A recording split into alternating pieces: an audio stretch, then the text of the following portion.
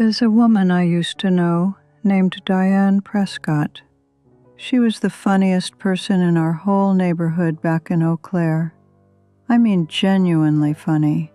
Not performing, not trying. She just had this way of seeing the ridiculous in things. You'd leave her kitchen feeling lighter than when you walked in. By the time Diane was 78, nobody visited her anymore. Not her kids, not the neighbors, not even Ruth, who'd been her closest friend for 30 years.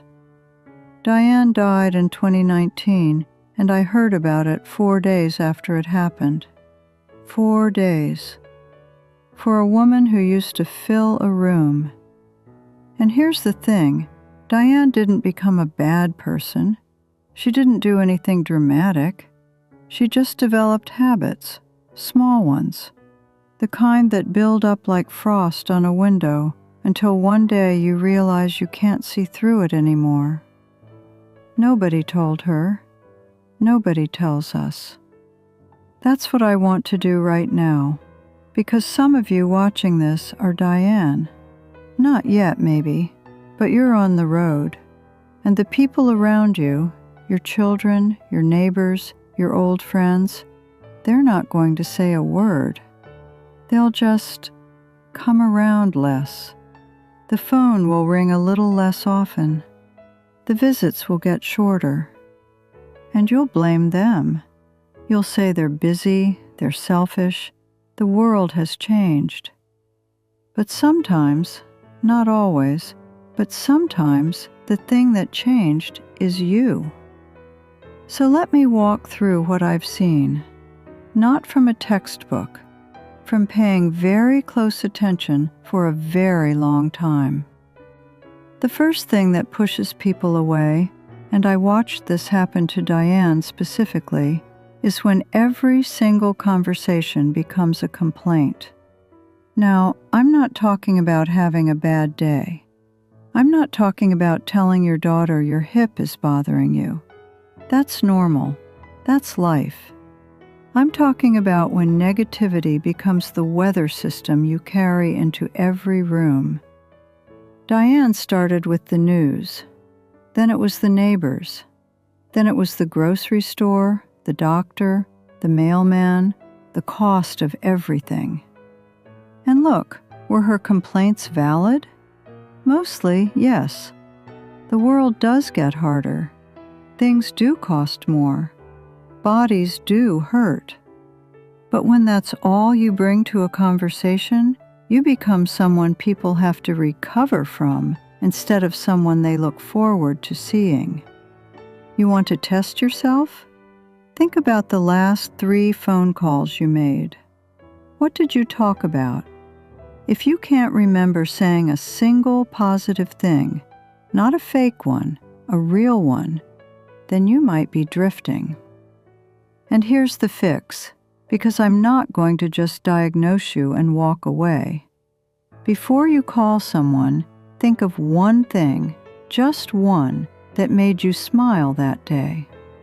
A bird at the feeder, something funny on the radio, the way the light hit your kitchen in the morning. Lead with that, not because you're performing happiness, but because you're reminding yourself and them that you're still a person who notices good things.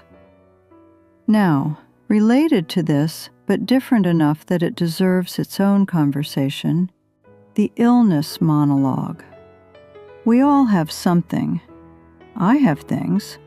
I'm not going to pretend my body runs like it did in 1975.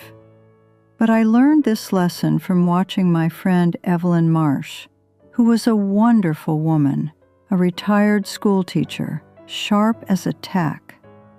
Evelyn had rheumatoid arthritis, 2 knee replacements, and a heart murmur. And she could tell you about each one in extraordinary detail. Her granddaughter Lily, lovely girl, maybe 25 at the time, used to drive 40 minutes every Sunday to visit. Every single Sunday. And every single Sunday, Evelyn would walk her through whatever the doctor said that week. the blood pressure numbers, the medication adjustment, the side effects, what she read online. Lily told me once, this was maybe 2016, she said, "I love my grandma, but I leave feeling like I've been sitting in a waiting room for 2 hours." And then one Sunday, Lily just didn't come. And then the next Sunday. And Evelyn called me, hurt, confused, and said, "I don't understand. She doesn't care about me anymore." But Lily cared enormously. She just couldn't absorb it anymore. If this sounds like you, I want you to try something. Next time someone visits or calls, give yourself a rule. One medical update, and make it brief. The new medication is helping. I feel better this week. Done. Then ask them something. Ask about their life, their job, their dog, their terrible boss. You are more than your diagnosis, but you have to prove it in conversation. The next thing, and I need to be careful here because I'm going to be honest about myself too, is being so opinionated that people stop talking to you. I have opinions. Lord, I have opinions. I spent 41 years as a librarian, which people think means I'm quiet and agreeable.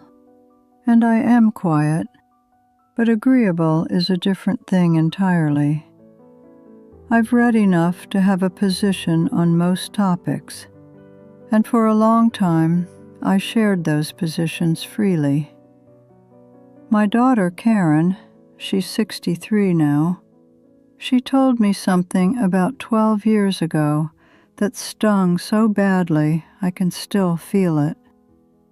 She said, "Mom, I stopped telling you things because you always have an answer before I finish the sentence." She was right. I wasn't trying to be controlling. I thought I was being helpful. But what I was actually doing was making every conversation a place where Karen's thoughts had to compete with mine.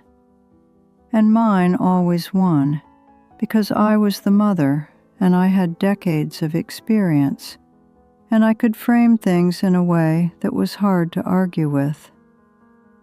What I didn't understand was that winning the conversation meant losing my daughter's willingness to have one. If you notice that your children share less with you than they used to, if the calls get surface level, if they stop asking for your input, this might be why. And the remedy isn't to stop having opinions. The remedy is to ask more questions than you give answers.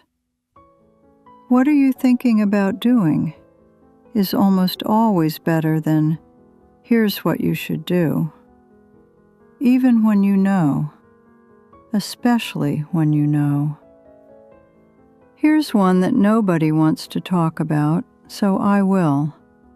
Personal hygiene. I'm not saying this to embarrass anyone. I'm saying this because I watched it happen to Harold's brother, Eugene. Eugene was a proud man, Air Force veteran, always dressed well, smelled like sandalwood and clean cotton. After his wife Betty passed in 2004, something shifted. Slowly. The shirts weren't pressed anymore. Then they weren't washed regularly. The house started to smell the way houses smell when windows don't get opened and dishes sit a little too long. His son, Mark, tried to say something, and Eugene, proud, stubborn, wonderful Eugene, took it as an insult. Stopped speaking to Mark for 5 months. 5 months over a conversation that could have been a turning point. Here's what I want to say to you, gently. If someone mentions this to you, they're not attacking you. They're probably terrified because they love you enough to say the uncomfortable thing, and that takes more courage than staying quiet. Let them in. Let them help. A shower, clean clothes, a tidy house, these aren't vanity. They're a way of saying to the world and to yourself, I'm still here. I still care.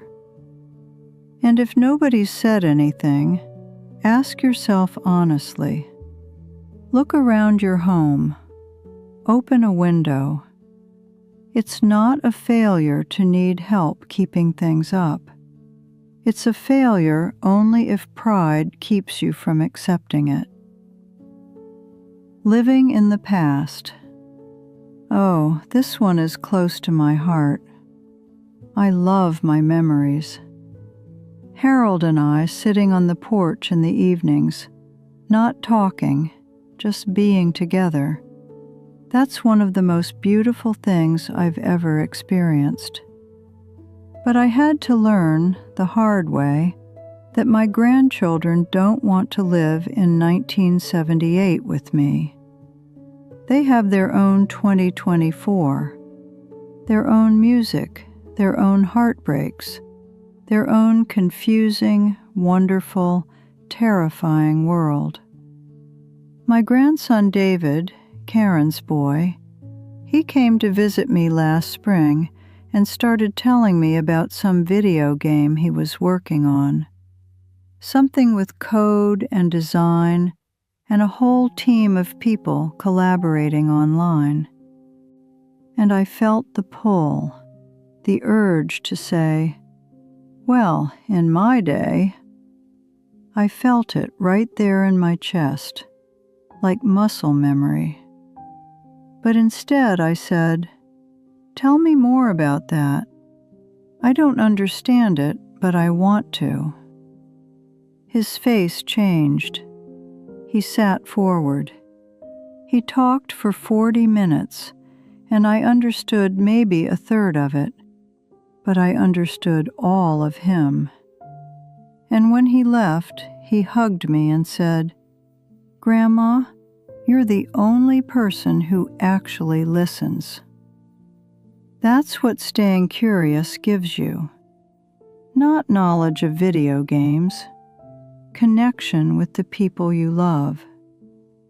If you catch yourself starting a sentence with, back in my day, and I'm not saying never, because your stories matter, but if that's how every conversation starts, try flipping it. Ask what's happening in their day. You'll be amazed at what you learn. Criticizing the younger generation. I'll keep this brief because I think most of you already know this in your heads, even if your mouths haven't caught up. Your grandchildren dress differently than you did. They talk differently. They care about different things. And I guarantee it, your parents felt the same way about you. My father thought my music was noise. My mother thought my skirts were too short in college. And they were not short, believe me. Every generation thinks the one after it has gone off the rails. It's the oldest pattern in the world, and every generation is mostly wrong. So instead of telling your granddaughter that her nose ring is going to ruin her chances at a good job, tell her she looks confident. Instead of telling your grandson that kids today don't know how to work hard, ask him what he's working on. You will get more invitations to dinner if you're the grandparent who builds people up than the one who tears the world apart at the table. Gossip and meddling, two sides of the same coin. I lived in a small town my whole life.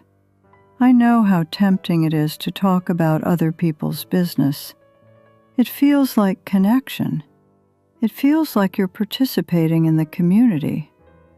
But gossip, real gossip, the kind where you're sharing things that aren't yours to share, it chips away at trust like water on limestone, slowly but completely. And meddling. This is the one where we convince ourselves we're helping.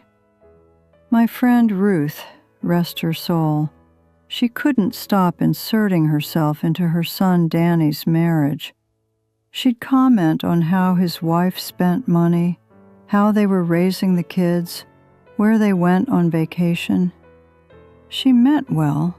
Ruth always meant well. But Danny stopped coming to Sunday dinner, stopped bringing the grandchildren, and Ruth spent her last years confused about why. If your children or grandchildren haven't asked for your opinion on their marriage, their parenting, their finances, it is not an invitation. Silence is not agreement with how they're living. It's respect for the fact that it's their life to live. The hardest thing I ever learned was when to keep my mouth shut. And I'm a librarian. Quiet is supposed to be my specialty. But there's a difference between comfortable silence and the silence of restraint. The second one is harder and more important. Refusing to adapt, refusing to learn new things. I see this one a lot, and it breaks my heart, because it's almost always rooted in fear, pretending to be stubbornness. Harold and I never had a computer. That was fine for us. But after he passed, my daughter bought me one of those tablet things, a Kindle for reading, and I resisted. Oh, I resisted. I said the things you've probably said. I like real books. I don't need that. It's too complicated. But Karen was patient, and one afternoon she sat with me for 2 hours, and by the end of it, I was reading a novel on that little screen. And you know what? I still prefer paper. But the Kindle lets me make the words bigger when my eyes are tired, and it holds 100 books. And when I can't get to the library, which is more often than I'd like these days, I can still read. The point isn't the technology. The point is that when you refuse to learn anything new, you're not just being stubborn. You're closing a door. And on the other side of that door might be a video call with a grandchild who lives across the country, or a way to order groceries when you can't drive, or a chess game with someone who lives 1,000 miles away. You don't have to love it. You don't have to master it. You just have to try. Playing the victim. This is the one that's going to be uncomfortable, and I need you to sit with it. My children never visit. Nobody calls me. Everyone's too busy for me. I've heard these sentences 100 times, and sometimes they're true. Sometimes families are neglectful, and that's a real grief. But sometimes, and you have to be brave enough to examine this honestly, sometimes the reason people don't call is because of what happens when they do. If every call is complaints, if every visit is guilt, if every interaction leaves the other person feeling like they've failed you, they will protect themselves. Not because they're selfish, because they're human. I had a period, this was maybe 2015, 2016, where I fell into this.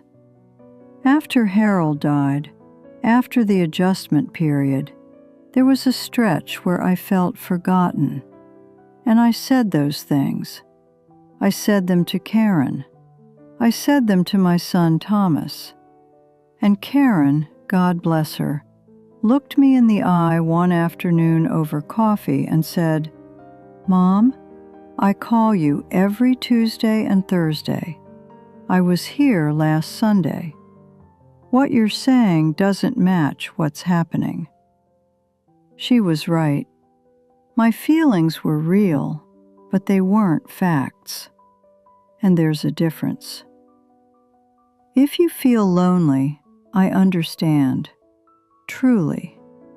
But instead of waiting and blaming, try reaching out.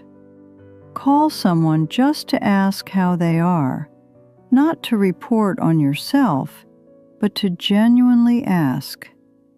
Send a card, a real one with a stamp.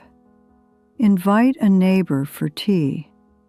You'd be surprised how many people are waiting for someone to go first.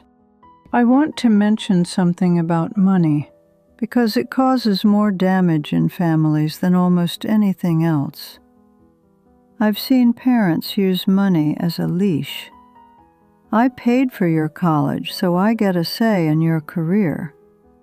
I helped with the down payment, so I get to comment on the house. I gave you that money, so the least you can do is visit. I understand the impulse. When you've given everything, you want to feel valued. But love that comes with a receipt isn't love. It's a transaction. And children, even adult children, can feel the difference. A man named Walter, he lived 2 streets over from me. He had 3 adult children, all successful, all educated, all paid for by Walter. And Walter reminded them constantly, at Thanksgiving, at birthdays, in front of their spouses, "You wouldn't have any of this without me." He was right, technically, and he died with all 3 of them keeping him at arm's length.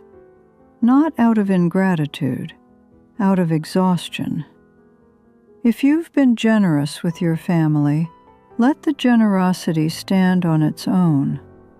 Give with a full heart, or don't give at all. The moment you attach conditions, you've turned a gift into a debt. And debts breed resentment, not closeness. Refusing help. This one I understand deeply because I'm guilty of it. I value my independence. It's maybe the thing I value most. And accepting help, even from people I love, feels like admitting something I don't want to admit. But I've had to learn, am still learning, honestly, that letting someone help you isn't the same as becoming helpless. When my grandson David offers to carry my groceries, my instinct is to say, "I'm fine, I can manage." And I can manage. That's not the point. The point is that he's trying to love me in the language he knows.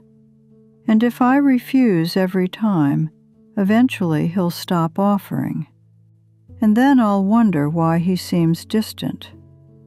Let people love you in the way they know how, even if it means accepting help you don't strictly need. The help isn't really about the groceries. It's about the connection.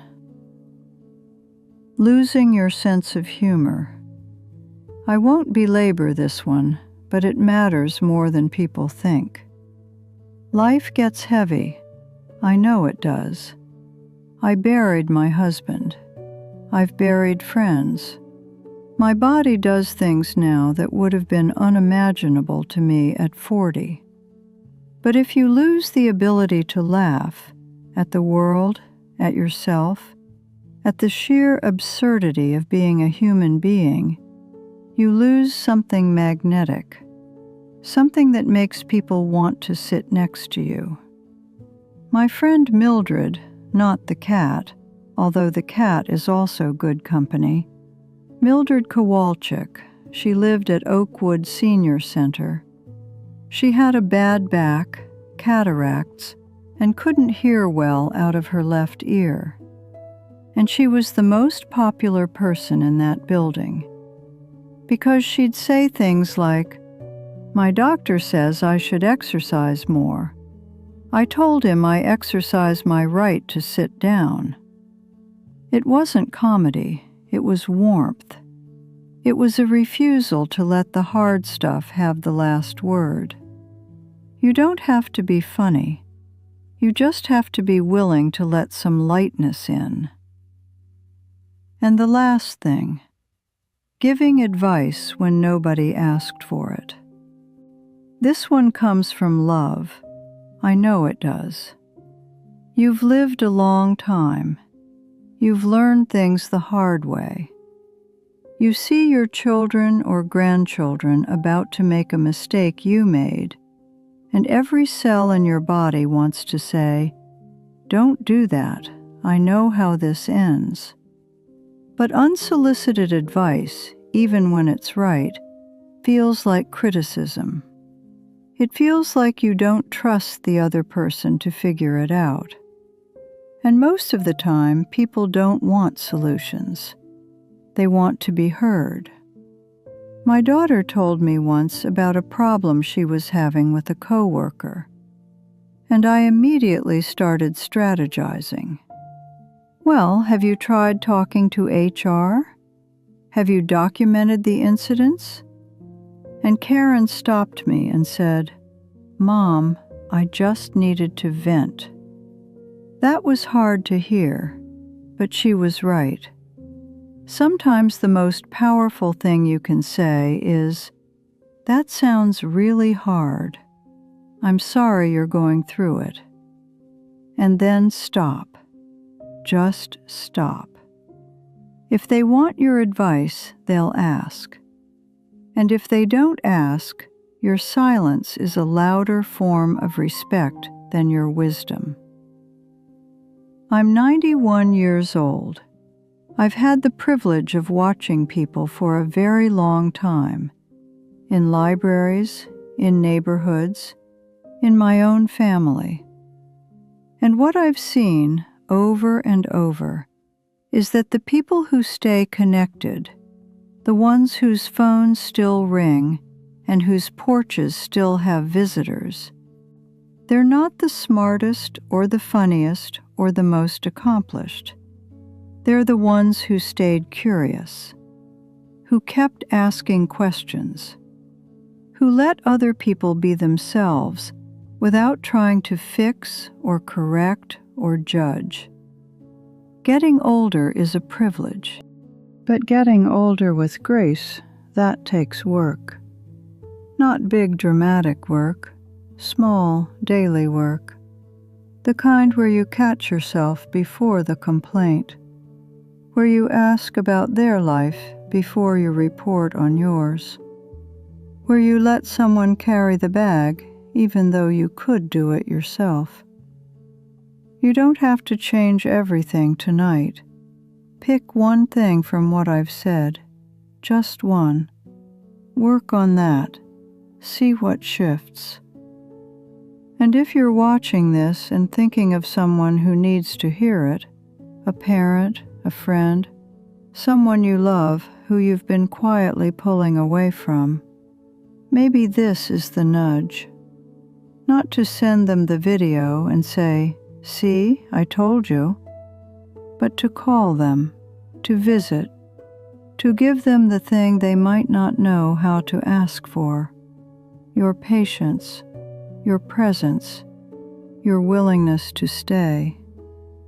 That's all any of us really want, to not be left behind. Stay kind, stay curious, and if you can, stay a little bit funny. It helps more than you think.